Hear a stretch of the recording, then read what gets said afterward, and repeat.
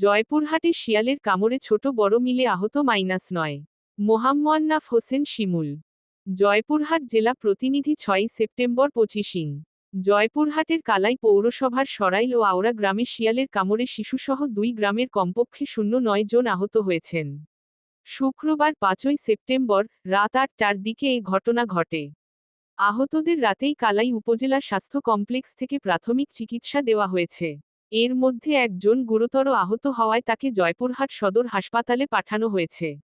আহতরা হলেন কালাই পৌর এলাকার সরাইল গ্রামের মফিদুল খন্দকার, আব্দুল আজিজ, আবু বক্কর সিদ্দিক, শিশু জান্নাতুন, ববিতা, আব্দুর রশিদ, আওড়া গ্রামের মোস্তাফিজুর, আতিক, সবুজ সহ 09 জন। কালাই উপজেলা স্বাস্থ্য কমপ্লেক্সের জরুরি বিভাগে কর্তব্যরত চিকিৎসক ডা. ফাহমিদা আক্তার লিনা জানান, সন্ধ্যার পরে শেয়ালের কামড়ে আক্রান্ত হয়ে বেশ কিছু লোক এসেছিলেন। তাদেরকে প্রাথমিক চিকিৎসা সহ জলাতঙ্ক টিকা দেওয়া হয়েছে। এর মধ্যে একজন বেশি ক্ষতিগ্রস্ত হয়েছেন। তার কানে বেশ বড় ক্ষত হয়েছে, তাকে জয়পুরহাট জেলা আধুনিক হাসপাতালে রেফার করা হয়েছে।